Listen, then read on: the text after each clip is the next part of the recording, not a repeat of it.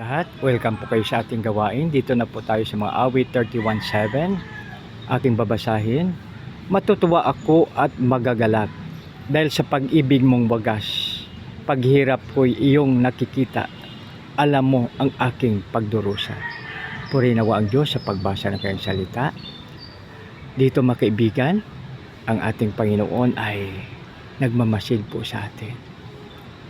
God is watching us from a distance. O kaya sabi dito po ng ating salmista, ang sabi po niya, matutuwa ako at magagalak dahil sa pag-ibig mong wagas. Kaya magkaibigan, so sa magitan ng mga talatang ito, nagpapahiwatig na hindi na po tayo dapat ma-stress, hindi na po tayo dapat magulimihanan, hindi na po dapat tayo mamroblema, hindi dapat no problem na po tayo. Ito po mga kaibigan. Salamat.